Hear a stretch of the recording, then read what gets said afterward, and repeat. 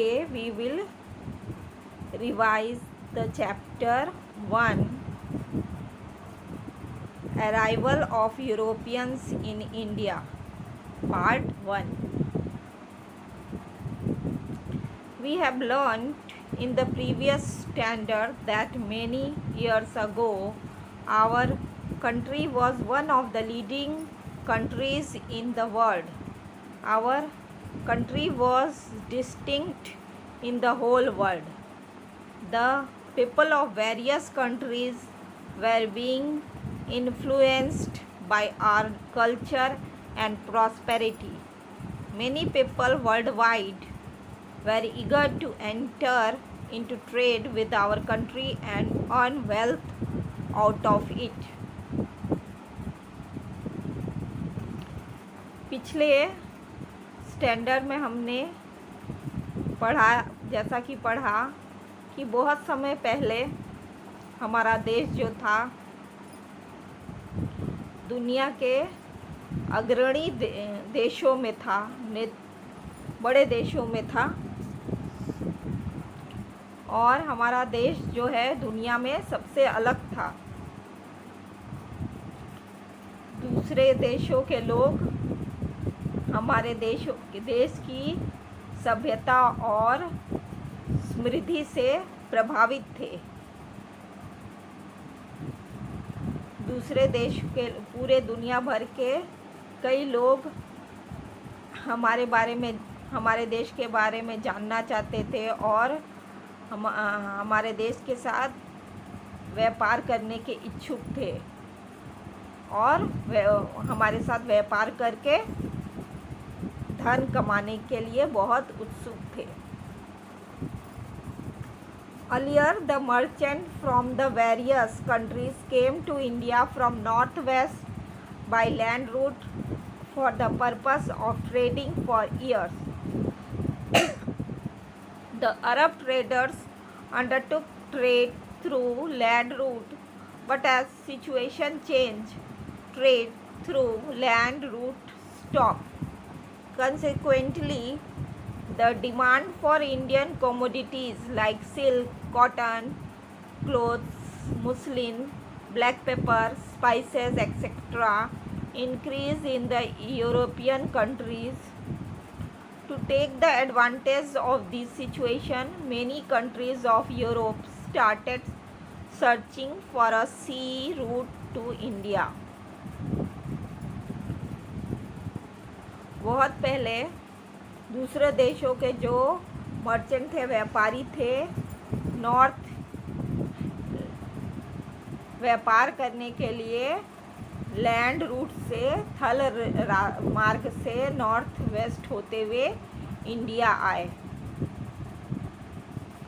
बहुत सालों तक जो अरब व्यापारी थे वो लैंड रूट से आके हमारे वहाँ व्यापार करते रहे, पर परिस्थितियाँ बदल गई। लैंड रूट जो थल मार्ग था वो बंद हो गया और इंडियन कमोडिटीज़ जैसे कि सिल्क, कॉटन कपड़े, मसलिन, काली मिर्च, मसालों आदि जो इंडियन कम्युनिटीज़ थे उनकी डिमांड यूरोपीय देशों में बढ़ने लगी।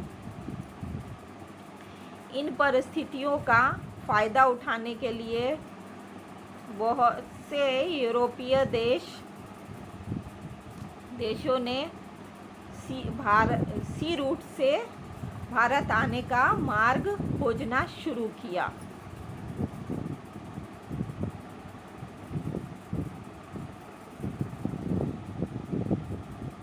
इसी सब में जो साहसी यूरोप और दूसरे देशों के जो साहसी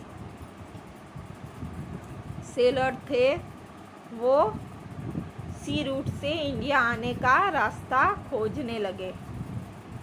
Christopher Columbus an Italian explorer was one of the brave sailors who ventured out to find the sea route to India. He thought that one can go to the east via west also. Why did he believe so? Think about it.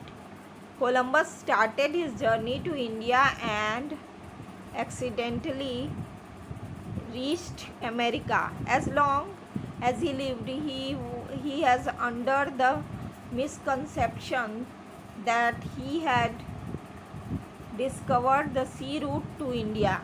Hence, even today, the natives of America are called Red Indians, and the island groups in the Caribbean is known as the West Indies.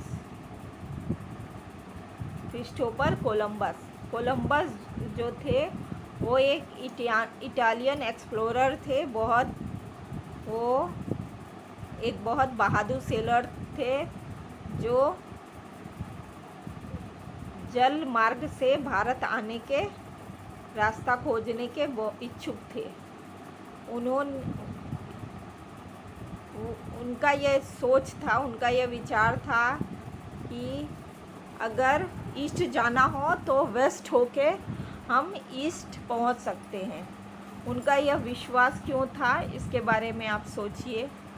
Columbus ने अपनी यात्रा, भारत के लिए अपनी यात्रा शुरू की और एक्सीडेंटली वो अमेरिका पहुंच गए और बहुत लंबे समय तक वहाँ रहे। और जब तक वो वहाँ रहे वो इसी भ्रम में रहे कि उन्होंने थल मार्ग से इंडिया आने का रास्ता खोज लिया है। यही कारण है कि आज भी जो अमेरिका के नेटिव्स हैं उनको रेड इंडियंस कहते हैं और जो कैरेबियन के आइलैंड ग्रुप्स हैं उनको वो वेस्ट इंडीज़ के नाम से जाने जाते हैं। Vasco da Gama, native of Portugal, discovered the sea route to India. He encircled the Cape of Good Hope in South Africa and reached the port of Calicut on 22nd May 1492.